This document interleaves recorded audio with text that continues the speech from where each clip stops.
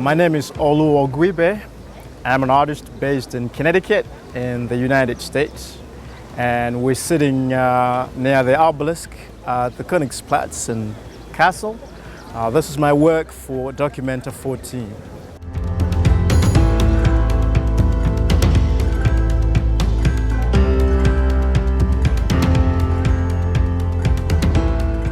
The obelisk, as you know, is a timeless form. It's an ancient form that originally came from Africa, but has traveled around the world.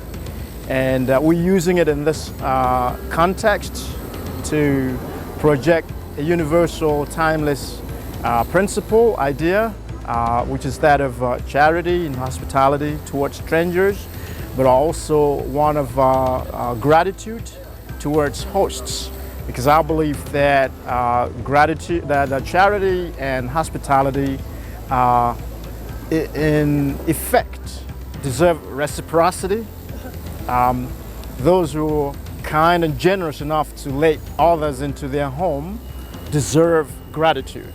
I think politically, in current times, in recent times, people have tended to look at the subject matter in a one-way kind of way, thinking only of those who are coming in, but also thinking in terms of rights, in terms of entitlement sometimes. But I believe that it's important to realize that hosts also incur costs. The kindness is not free. It's a natural law, but it's not free. So those who take people in and those who are taking in deserve to respect one another, and those who are taking in do need to be grateful to those who take them in. So that's the message. If you, our sources are scriptural, they're ancient, but if you read the text very carefully in all the languages that we've used here, and these are the most widely spoken languages in Kassel, if you read the text very carefully, you see that it incorporates these two principles, that of hospitality towards strangers, but also that of gratitude from strangers. And I wanted to bring that to Kassel at this point in time, because I think it's very pertinent for the times.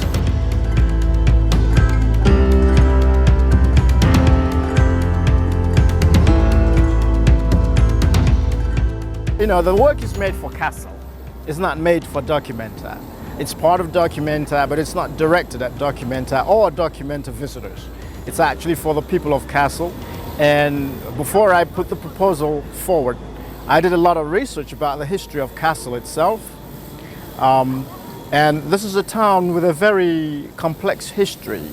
But it also goes back, its relationship with strangers and refugees goes back to many centuries ago, when the Huguenots, for instance, were allowed to come into Hessen and Kassel by edict, law from the king.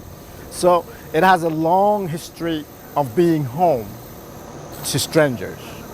At other times it's had checkered histories as well, but I'm more into the positive history of the town, that it's a town where strangers, visitors, people from different parts of the world have found a home. And that we wanted to acknowledge and to encourage that principle, that it's a natural law that we keep our doors open to strangers, that we show kindness and hospitality and generosity, and that we expect those that receive the generosity to be grateful. In English it says, "I was a stranger and you took me in." I think that the other languages are even more subtle. Because the whole point is, I was a stranger, you opened your door for me, you gave me a place to stay, you took care of me. And when people say that, they're trying to express their gratitude for the reception that they got. One of my friends, the director of Documenta, likes to reflect on a different experience in the Königsplatz several centuries ago, when the great author Goethe came to Kassel and couldn't get an inn at the Königsplatz because the inn owner, the innkeeper, thought that he was French. It was only when he started speaking in German that said, "Oh, but you're a German, so we have space. You can come in." Because at that point, the castle was really up to it. It was filled up with people who were displaced by the French wars, and so that story is actually important to me as well, because, like I said earlier on, it speaks to the cost of charity. When people open their doors, they're taking a risk. That it's an act of faith that if I'm kind and generous and hospitable to you, you would be kind and generous and grateful, and not only reciprocate, but acknowledge the reception that you've had. You don't just open your door to strangers without being conscious that it's an act of faith, and we need to. For me, it's important to underline both the need for charity and hospitality, and that acknowledgement, that recognition that charity is an act of faith. It's a risk. And I think, some of the responses that we find in political circumstances today with the refugee problem around the world hinges on what I call the host's anxiety. The recognition that you're taking a risk when you take people in. But that should not undermine the need that to take people in, because we're all strangers, really. At some point in our lives, we're going to be strangers in some other place. We don't have to be refugees. We could just be travelers. You could arrive in a city and miss your flight, and you need a place to stay. It could be something as simple as that. And you find yourself in need of someone else's generosity or kindness or hospitality. It happens to everyone. It's a human, circumstance. Of course, if you have to take someone in as part of your community, you expect them to adapt, you expect them to respect your community, because community takes a lot to build.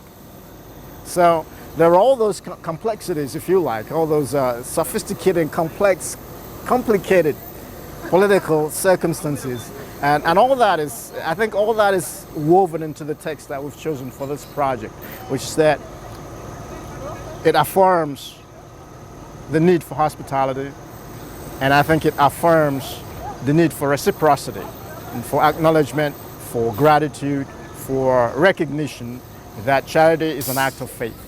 When I was thinking of the project itself, I actually went back to the edict that brought in the Huguenots, and the fact that when such communities or such strangers come into the community, they bring something as well. They bring skills, they bring diversity, they bring culture, they bring cuisine, so they expand the community, they enrich the community. So there's a positive outside of simple charity. There's a positive to taking in strangers and foreigners and travelers and all those, because they enrich the human experience. That does not remove the fact that there's always an anxiety, because they're strangers, right?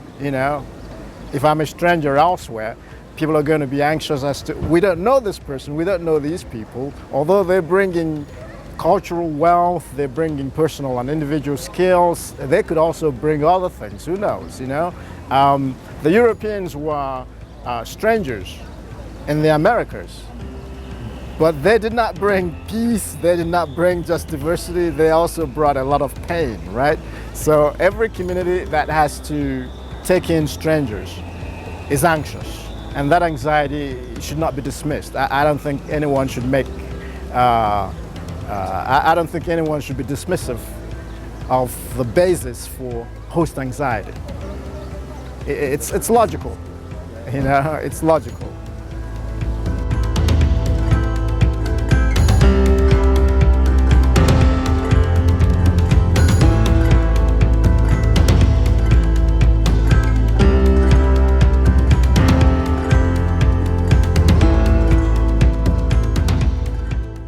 People are already reflecting on the object.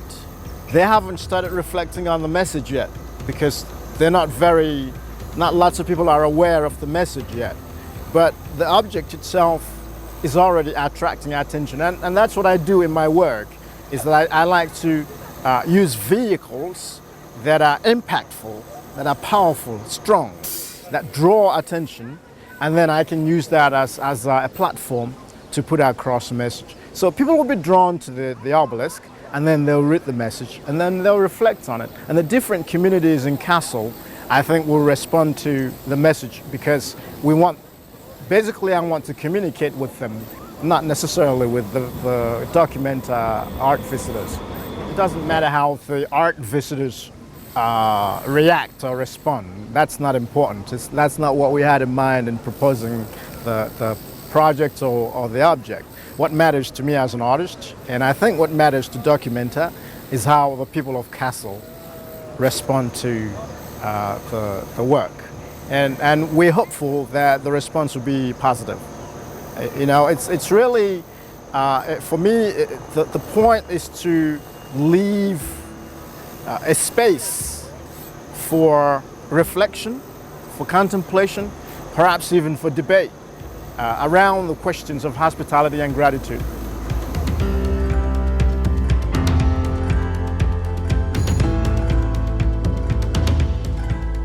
We had different other forms for this idea.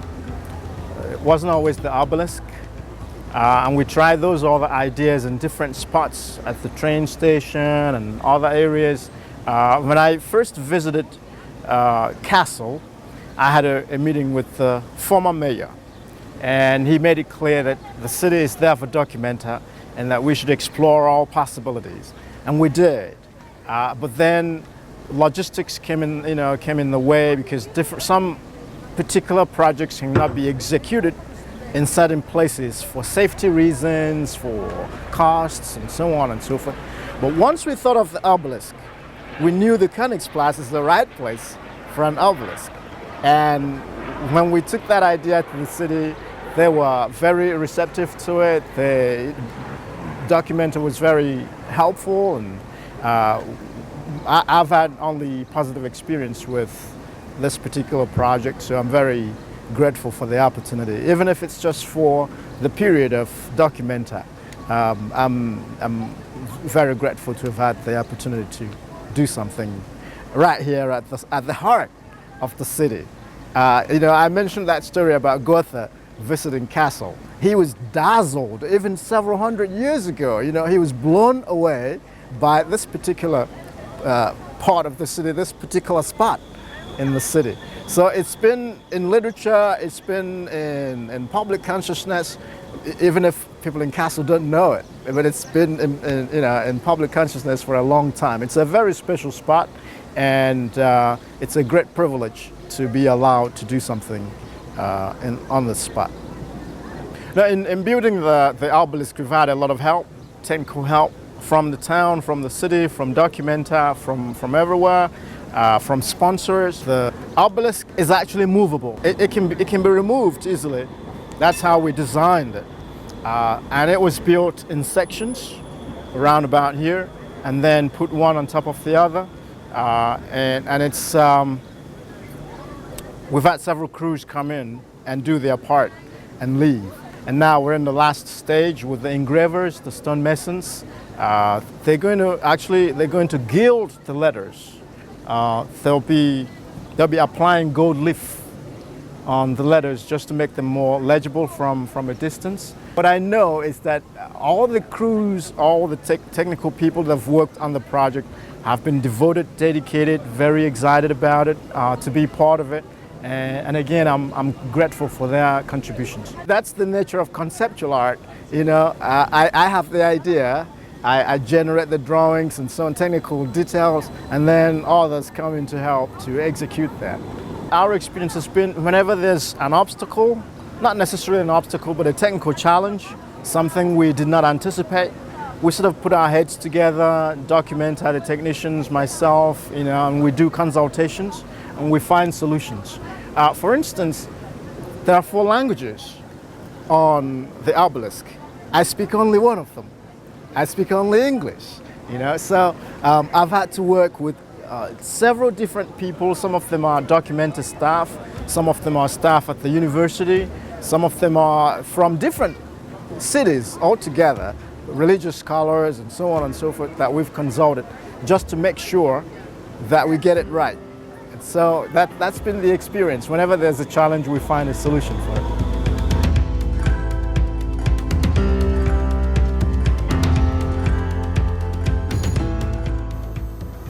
Well, we already have the Statue of Liberty, which makes the same point.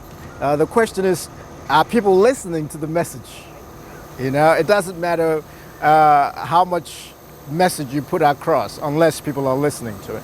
The United States is not just Trump, you know, and his followers. The United States is a very complex society with lots of very generous people, lots of kind people, and lots of idiots as well. So, you know, we can't simply focus on the idiots. Well, as far as Kassel is concerned, I'm actually a small town person. I've lived in big cities most of my life, but right now I live in a very small, very small village in Connecticut, and I was raised again in a small town, so I find it quite, I find it very agreeable.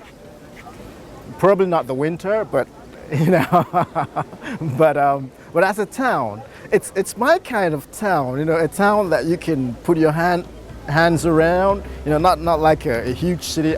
I lived for London in London for several years, and then I lived in New York. I've lived in Florida, and so on and so forth. But at the end of the day, I'm most comfortable in a small town like Kassel.